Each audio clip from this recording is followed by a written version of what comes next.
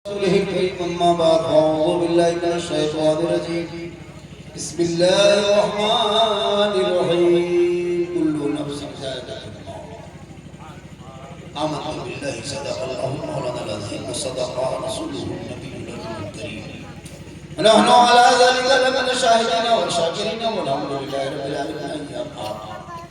मिलकर नबी और आले नबी की बारगाह में दुरूद का तोहफा पेश करें।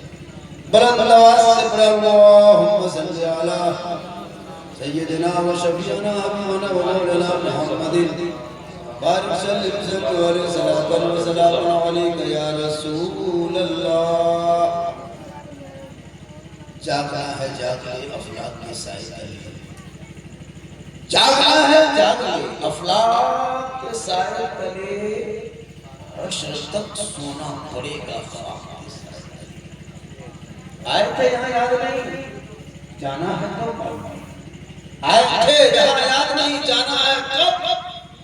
मालूम नहीं, ज़माना सफर सब ठीक करो, कब होगा सफर? ठिकाना गोर है तेरा, इबादत कुछ तो कर बाकी। ठिकाना गोर है तेरा, इबादत कुछ तो कर बाकी। कहावत है कि खाली हाथ हाथ जाना है अच्छा। अमर से जिंदगी बनती है, जन्नत भी जन्नत भी। इंसान अपनी फितरत पे नहीं होगी है, को थोड़ा कम कर दे बाजार का अच्छा अच्छा है। कोई जरूरी नहीं कि जो घर में बैठे सोए हुए को डिस्टर्ब मत करना।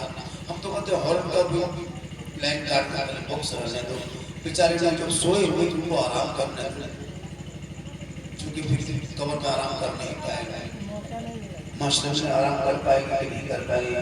आप आज जैसा होगा अंजाम वैसा होगा। तो अभी घर में जब आराम कर रहे तो बिल्कुल डिस्टर्ब कीजिए, सोने वाले को छोड़ दीजिए।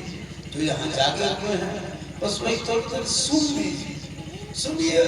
आज तक तो सुनिए ना, 50 हजारों तक नहीं सुन चुके हैं, आज भी सुनिए। एक ही मुसलमान हजारों तक नहीं सुन, क्या लगता है? थोड़ी देर सुनिए।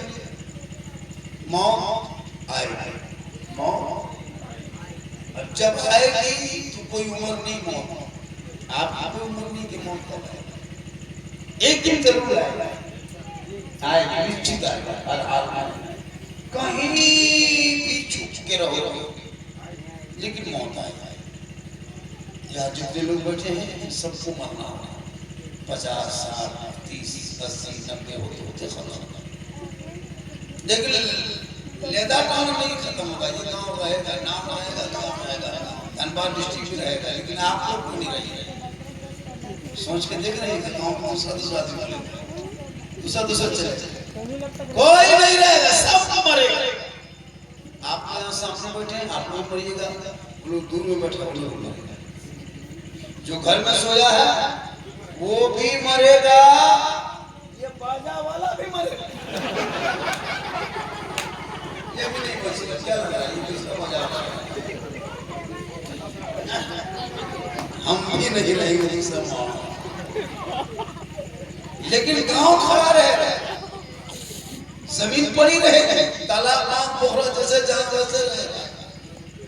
ये सब लोग यही कहता था, आपके दादा भी यही चीज करते थे। कोई पूछता था, हाँ कुटुंब आपका क्या क्या बोले, तालाब बांध पोखरा खेत मकान वो दुकान सब मेरा है। वो कहते कहते चले गए, अभी दादा नहीं, लेकिन घर मकान पहुंचा। आपके बाप भी वही कह रहा था ये चीज, मेरा घर ये है, वो जमीन है, वो सामने जो मकान वो मेरा है, वो बाबू वाला जमीन मेरी है, वो पोखरा मेरा, वो तालाब मेरा है, वो खेत मेरा, वो राज मेरा है।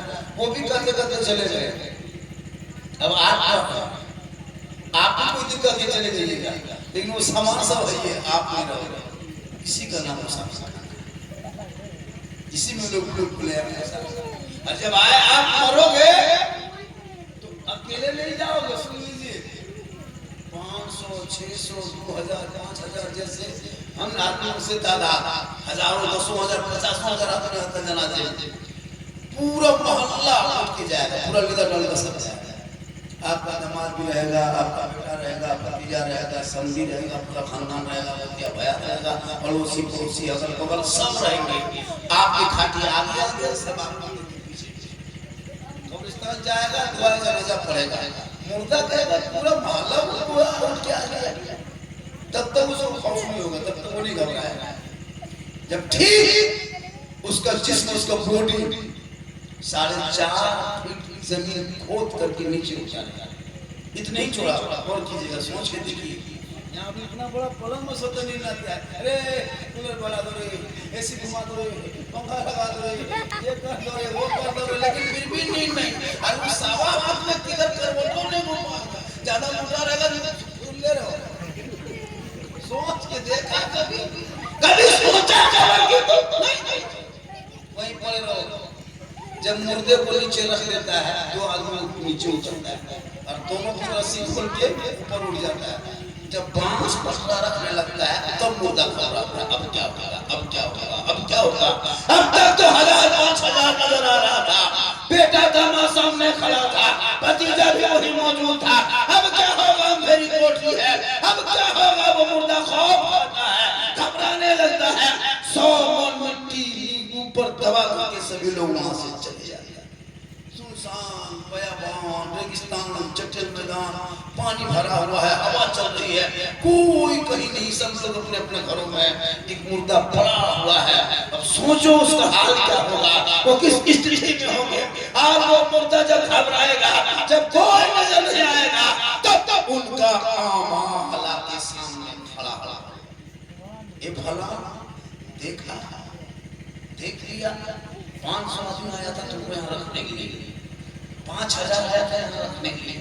तेरे साथ कोई रहा, तेरा बेटा रहा, दामाद रहा, भतीजा रहा, पोता रहा, कितना प्यार करता था तुमको, तो कहीं से ज्यादा कुछ लेके आता था। आज वो भी तेरे साथ रहा, नहीं रहा, देख लिया, दुनिया की देखा, अब तेरा कोई काम नहीं आया। हम तेरा अमाल है, हम तेरे साथ कब्र में रहेंगे, हम तुम्हें पीछा नहीं छोड़ेंगे, हम तेरे साथ ही रहेंगे। मुसलमानों, बुरा अमाल होगा तो कब्र में तेरे साथ होगा, अच्छा होगा तो तेरे। अभी होशियारी करता है, किसी की जमीन दबा लिया, बड़ी होशियारी, वो बड़ी तेज आदमी है, फलाने का 1.5 बीघा जमीन अपने कब्जा में कर लिया, उसको घर एग्रीमेंट करवा लिया, उनको अपने कब्जा में नोटिशन करवा लिया, अपने घर कब्जा में, अपने पट्टा में, अपने जमीन को कब्जा कर लिया है, अपने नाम में डिग्री करा लिया। बड़ी होशियार आदमी है, फलना का 5000 ले लिया है, देता नहीं, बड़ा खतरनाक फ्रॉड आदमी है। कब तक चलेगा? जब तक जिंदगी रहेगी तब तक। वही जमीन, वही दौलत, अल्लाह सब गुनाह माफ कर देगा। एक हाजी हज के लिए मक्का शरीफ जाता है और अल्लाह उस बंदे का तमाम गुनाहों को माफ कर देता। जब वो हज के लिए इरादा करता, मक्का मदीने का तवाफ करता, अल्लाह गुनाह माफ कर देता। हजरत अस्वद का बोसा देता, अल्लाह गुनाह माफ कर देता। आबे ज़मज़म को पीता, अल्लाह माफ कर देता। सफा मरवा के चक्कर लगाता, अल्लाह माफ कर देता। मकाम इब्राहिम में नमाज पढ़ता, अल्लाह माफ कर देता। मुज़दलिफ़ा में जाता, अल्लाह माफ कर देता। लेकिन एक गुनाह बंदे के ऊपर रहता जो अल्लाह उसे माफ नहीं करता। एक नहीं 10 हज कर लिया जाए, अगर आपने किसी का कर्जा ले लिया है, आपने किसी के सामान हड़प लिया है, आपने किसी का सामान का लिया है, जब तक वो आदमी माफ नहीं करेगा, अल्लाह माफ नहीं करेगा, नहीं माफ करेगा। कितनों हज नहीं माफ करेगा। अगर आपने 5000 का सोया, एक कोड़ी किसी का, एक कोड़ी 5000 छोड़ो, 5 लाख छोड़ो, एक कोड़ी, एक दिरहम किसी का मार दिया, एक कोड़ी, क़यामत के दिन उस कोड़ी को जमीन के जहन्नम के तह में रखा जाएगा। अल्लाह की बारगाह में हाजिर होगी, रब फरमाएगा जा पहले उस कोड़ी को लेके आ, जो फलां आदमी का तूने हक मारा था, वो आदमी जहन्नम में जाएगा। कोड़ी तलाश करने के लिए जाने में 70 साल लग जाएगा, कोड़ी तलाश करते करते 70 साल लग जाएगा, ऊपर उठते उठते 70 साल लग जाएगा। बोलो मुसलमानों, किसी का एक कोड़ी बराबर हक मारते हो, 70 साल जहन्नम में जाने में, 70 साल तलाश करने में, 70 साल उठने में। बताओ, अगर एक कोड़ी का ये आलम है तो 1000-2000 का आलम क्या हो? किसी का हक नहीं मारना चाहिए, चाहे भाई हो, चाहे अगर एक बाप है और 5 गो बेटा, 5 बेटा बराबर हिस्सा, सब अपनी जमीन बराबर, घर बराबर, मकान बराबर, सब बर्तन हो, जो भी हो, सब बराबर। लेकिन वो बाप इतना खतरनाक है, बड़का बेटा तरफ रहेगा, या तो एगो बेटा बेटा कानेगा, या तो छोटका या तो बड़का। महिला सहिला बेटा दुश्मन एक दो होता, एकदम छोटका के लिए जान, छोटके के लिए जान। हम ना मानो एकदम गुरुआ लगता नेता। लेकिन क़यामत के दिन हिसाब देना होगा। औलाद आपकी होगी, कल मैदान महशर में वो औलाद आपके दामन पीछे से खींचेंगे, आप आगे आगे दौड़ोगे, पीछे से खून बहेगा, लोग पूछेगा ये कौन है, दौड़ाने वाला कौन है, दौड़ने वाला कौन है, आवाज आएगी दौड़ने वाला बाप है, दौड़ाने वाला बेटा है। इसने दुनिया में अपने बेटे का हक नहीं दिया था, सही रास्ते पे नहीं चलाया था, शराब बेटा पीता था, बाप चुप रहता था। आज मैदान महशर में इंसाफ का दिन है। आज कुछ लोग, कुछ बाप ऐसे हैं जो चुप है, बेटा शराब पी रहा है, उसे कोई गम नहीं। कयामत बाप बाप कर दो, आपका बेटा आपके घर शराब पी घुसेगा, आप चुप रहो, पकड़ो। इसलिए मौत कब आएगी, मरना सबको है, दुनिया छोड़ना होगा, कफन ओढ़ना होगा, खाट में सोना होगा, कब्र में जाना होगा, हिसाब देना होगा। जमीन के ऊपर तेरा काम अच्छा होगा, जमीन के नीचे आराम अच्छा होगा। इसलिए इस दुनिया में कुछ सीख लो, कुछ जान लो, मानुष की तरह आदमी के तरह जियो, जानवर की जिंदगी मत जियो। मनुष्य की जिंदगी कैसी होती है, सुबह भोरे उठो, चेहरा धो, तेरे धर्म में, तेरे शासन में, तेरे दीन में है कि सुबह भोरे उठ के मस्जिद में जाके 4 नमाज पढ़े, दो रकात सुन्नत पढ़े, 2 रकात फर्ज पढ़े, अल्लाह से दुआ मांगे, चेहरा भी चमकेगा, दिल भी चमकेगा, आत्मा चमकेगा, घर चमकेगा, दर चमकेगा, यहाँ चमकेगा, वहाँ चमकेगा। अब मनहूस की तरह 8 बजे सूती उठा ले, मनहूस के तरह ये पसी पटू बबलू उठता 8 बजे, वैसे मानुस उठ रहा है। जिसको 4 बजे भर उठना है वो एकदम टान सुतल है, और 8 बजे सो के उठ के फिर हम बैठ के मुंह धोता है, उसका मुंह देखना रहता है, बम पटका होगा। नमाज पढ़ो, चेहरा चमके, रोड में देखते हैं अच्छा आदमी भोरे उठ के गैर मुस्लिम के मोहल्ले में मुझे प्रोग्राम करके, यकीन नहीं माने, छोटा बड़ा हिंदू बरादरी में बच्चे लोग को लेकर दौड़ता है, और तो मत सब निकल जाते हैं रोड में। बिहार तक हम लोग गए थे पटना हाजीपुर अपनी गाड़ी लेके, रोड में 4 बजे भोर चलने पर तो हॉर्न में जाकर चलना पड़ना, इतनी भीड़ हमने क्या हो गया, सब चहलकदमी के लिए उठ गया। लेकिन मुसलमान के मोहल्ले में आके देखना, 5 पूर्व मस्जिद के गेट पे बैठ करके टुकड़ा ठुक जा रहा है, पूरा गांव सुनसान बयाबान रेगिस्तान चट्टिल मैदान, दरवाजा बंद है। 7 बजे किसी का दरवाजा खुल गया, 7 बजे किसी का दरवाजा खटखटाया, ये बिहान भोरे की काम हो, 7 बजे भोरे कहेगा इस्लाम खतरे में, खतरे में इस्लाम नहीं, खतरे में तुम हो, तेरा समाज है, तेरी सोच। मुसलमान का पहचान अलग है, औरतों की पहचान है सर पे घूंघट, चेहरा ढका हो, सलवार सूट हो या साड़ी हो, वो लोग दूर से पहचान लगा ये औरत है। मर्दों की पहचान चेहरे पे दाढ़ी हो, सर पे टोपी हो, कुर्ता पजामा हो, पहचान लगा दूर से मुसलमान मर्द है। औरत मर्द पहचान क्या है,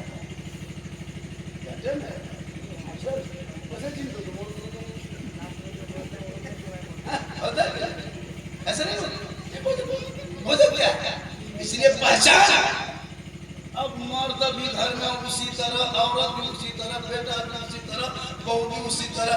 तो सोचो छोटे बच्चों लोग सोचता है अल्लाह बाप के अलावा यार मैं के सोचना। आप छोटा बच्चा के गोद में लिए लेते तो जब भी छोटा बच्चा गोद में लीजिएगा, सुबह लेकर चेक कीजिएगा, जब भी बच्चा गोद में लीजिएगा उसका मुंह देखिए, उसका हाथ बच्चा मुंह मांग पर जाएगा, जो गोदिया में लगेगा उसका मुंह पर जाएगा। क्यों? वो छोटा बच्चा कहीं नहीं छुएगा, आपका मुंह छुएगा, वो जानता है कि माँ की गोदी में की बात पहचानता है, हाथ देखिए। अब दोनों बराबर है, उसको टेंशन है गोदी में माँ लागन बाप की मांग होता है। तो हम मुसलमान हो के चेहरे पे दाढ़ी नहीं, मुसलमानों के तेरी पहचान मिट गई है। जब कफन लोग हटा के चेहरा देखेंगे, अंदर आमाल अच्छा होगा, ऊपर से चेहरा चमकता होगा। अरे भैया 25 साल 30 साल तक स्टाइल की, शादी नहीं हुई थी तब तक पूरा स्टाइल कर लिया। चलो शादी नहीं थी, नौजवान लड़का स्टाइल किया, जब के हीरो किया, कोई चलो 25 साल उम्र है, अभी उम्र है जवानी का खेलने का, चलो अच्छा स्टाइल में रहा। चलो 35 साल तक अभी थोड़ी सी जवानी हल्की हल्की है, ये है 40 साल तक, अब 50 55 65 उम्र हो गई, फिर भी चेहरे पे दाढ़ी नहीं है। अब क्या खाब देते, जब की सपना देखें बिया करूंगा। अब जब 55-80 साल उम्र हो गई है, अब तुमको कहाँ चेहरा दिखाना है? ना तुमको कोई पसंद करेगा, ना कोई स्टाइल देखेगा, ना तुमको कोई फ्रेंड बनाएगा, ना तुमको कॉलेज जाना है, ना मेडिटेशन लेना है। अब तो आहिस्ते आहिस्ते अल्लाह अल्लाह करते उम्र घट रही है। अब तो चेहरा सजा लो ताकि कफन में लोग चेहरा, कफन हटा के चेहरा देखेगा, लोग कहेंगे ऐसा लगता है जैसे कोई गुलाम हुसैन है, चला जाता है, खास का दीवाना है, चला जाता है। इसलिए चेहरे पे दाढ़ी रखा कीजिए, मुसलमान की पहचान। इतना भी रखिए ना, ऐसे तो बढ़ जाए। अब एक दो बूढ़ा आदमी देखे हम 65 साल उम्र हो गई, 60 साल दरिया छोड़ दिया, मोछो बर्बाद कर दी, उसका मुंह बाल्टी तरह। सोचिए जब तुम मुसलमान घर में पंजाबी बरादरी में, सिख बरादरी में जवान होती दाढ़ी मूछ रखता है, कहाँ खराब लगता है? पंजाबी लोग, सिख समुदाय के लोग जवान से लेकर बूढ़ा तक दाढ़ी रखता, मूछ रखता, पगड़ी मारता, कहीं चला जा, आर्मी में हो, फोर्स में हो, डॉक्टर हो, इंजीनियर हो, प्रोफेसर हो, सब किसी पोस्ट में है, लेकिन पंजाबी का पगड़ी नहीं खुलवा सकता। जबकि 2% भारत में 2% सिख समुदाय के लोग हैं, लेकिन अपनी दाढ़ी अपनी टोपी को हुकूमत को मनवा चुका है। 30% हमारे नाम नहीं मनवा पाए। क्यों? वो बचपन से उसने अमल किया। बच्चा है पगड़ी दाढ़ी, जवान है पगड़ी दाढ़ी, बूढ़ा है पगड़ी दाढ़ी, हुकूमत को मानना पड़ा। सिर्फ धर्म में ऐसा है, अब इसको मानना पड़ेगा, मान ली। अब मुसलमान में देखता है कि कोई दाढ़ी रखता है, पगड़ी रखता है, तो मुसलमान दाढ़ी खरीदते नहीं। सब औरत ने नकाब नहीं लगाती, कोई लगाते, कोई लग नहीं लगाते, उसके लिए उसके नकाब जरूरी नहीं है। सब मुसलमान नमाज नहीं पढ़ता, कोई कोई पढ़ता, कोई नहीं पढ़ता, लगता मुसलमान में नमाज जरूरी नहीं है। सब मुसलमान रोजा रखता, कोई नहीं रखता। मतलब इस्लाम को उनके नजर में कमजोर हो गया है। आप उस पर अमल कर लेते हो, वो जनता के लड़के खड़ा है। कभी भारत के धरती पर सुने हो किसी गुरुद्वारे में बुलडोजर लगाया हुकूमत ने? कहीं बुलडोजर लगा के गुरुद्वारा तोड़ा? आज तक कोई इतिहास बता दे। आज तक 2% भारत में सिख समुदाय है। कहते तो मौलाना पंजाब में गुरुद्वारे को तोड़ा था, नहीं दिखा पाओ, नहीं दिखा पाओ। 7,500 मस्जिद मदरसा 1955 के बाद से अब तक 7,500 मस्जिद मदरसा भारत में तोड़ा जा चुका है। 2014 से लेकर के 2025 तक 3500 मस्जिद मदरसा तोड़ा गया। क्यों? 70 साल के मस्जिद को अतिक्रमण के नाम पर तोड़ दिया, 100 साल के मदरसों में ताला लगा रहा। बेटियां कॉलेज के पढ़ने, दरिंदे तुम्हारे बेटे का निकाब पहुंच रहा है। बेटा सड़कों पे चले तो जानवर गाय के नाम पे पीट पीट के मारा जा रहा है। भाई घर से निकले यूएपीए कानून लगा के जेल में डाला रहा है। तुम्हारे मस्जिदों को तोड़ा जा रहा है, मदरसों को आतंकवाद का अड्डा बताकर छीन दिया जा रहा है। तुम्हारे आजान पे सवाल उठ रहा है, तुम्हारी नमाजों को पाबंदियों के लिए लोग याचिका दायर कर रहे हैं, कुरान को फाड़ कर चैलेंज कर रहा है। 30 साल भारत में रहने के बाद भी आज तुम अलग थलग नजर आते हो। आखिर वजह क्या है? किस वजह से हम मुसलमान को सताया जाए? कभी सोचा आपने? 2% मुसलमान क्या सिखों ने हुकूमत के सामने डंडा होकर खड़ा हो, कुछ नहीं ला सका। लेकिन आज मुसलमान मारे जा रहे हैं, काटे जा रहे हैं, घर गिराया जा रहा है, बुलडोजर से घर तोड़ा जा रहा है। 4000 से ज्यादा असम में तोड़ा गया, उत्तराखंड में तोड़ा गया, यूपी में तोड़ा गया, मध्य प्रदेश में तोड़ा गया। मुसलमानों को बुलडोजर चला रहा है, फैसला कब होगा, अदालत में क्या होगा, कोई मतलब नहीं। ये तानाशाही तेरे लिए क्यों है? अरे जब इसी भारत के धरती में मैं 47 के जब भी उठा गया था, इन लोगों की आजादी में नहीं हिस्सा था। जो लोग आज मुसलमान को बांग्लादेशी कर रहा है, मुसलमान को देशद्रोही कर रहा है, मुसलमान को आतंकवाद कर रहा है, मुसलमान को टेररिस्ट कर रहा है, इन बाप दादाओं का कोई हिस्सा नहीं था। 15 साल अब्दुल कलाम आजाद ने जेल में चक्की पीसा है, तब भारत देश को आजादी मिली है। अशफाकुल्लाह को गोलियों से भूना है, तब भारत को आजादी मिली है। शेख बुखारी को दस्तों में लटकाया है अंग्रेजों ने, तब भारत को आजादी मिली है। अशफाकुल्लाह को गोलियों से छलनी किया, तब भारत को आजादी मिली है। मोहनी हसन को जिंदा आग में डाल दिया, तब भारत को आजादी मिली है। अल्लामा वाले खैराबादी को काला पानी की सजा दिया, तब भारत को आजादी मिली। फिर भी तेरे साथ ये मामला क्यों? जय हिंद का नारा लगाने वाला मुसलमान, इनकलाब जिंदाबाद भारत के धरती पे कहने वाला मुसलमान, आजादी के बाद पहला तिरंगा बनाने वाली सुरैया बानो हैदराबाद की बेटी मुसलमान, सारे जहां से अच्छा है हिंदुस्तान हमारा, हम बुलबुले हैं ये गुलसिता करने वाला मुसलमान। फिर भी तुमको देशद्रोही कहा जा रहा है। 52 साल तक इसने झंडा अपने कार्यालय में नहीं फहराया था, आज वो मुझसे देशभक्ति का सर्टिफिकेट मांग रहा है। आज वो कहता है मुसलमान को भारत में रहेगा, ये कौन रहेगा कौन रहेगा? याद रखना तुम्हारे साथ ये इम्तिहान है, एक हुकूमत नहीं 1000 हुकूमत बदल जाएंगे, भारत से एक बच्चा नहीं हिलेगा। इसलिए कई देश में जितना प्रधानमंत्री का हक है उतना मौलाना झारखंडी का हक है, जितना राष्ट्रपति का हक है उतना गरीब मुसलमान का हक है। इसलिए कि भारत के धरती पे जब मेरे गरीब नवाज ने एक ऊंट को बैठा करके दिखा दिया था, पूरी हुकूमतें हार गई थी, एक ऊंट को ना उठा सका, तो भारत के 30 करोड़ मुसलमान कैसे उठे? तेरा बेटा जब मोबाइल लेके 12 बजे रात तक गली में बैठे, कोई हक नहीं कहने का इस्लाम खतरे में है। जिनका बेटा गलियों में बैठ के यूट्यूब देखे, कोई हक नहीं कहने का इस्लाम खतरे में है।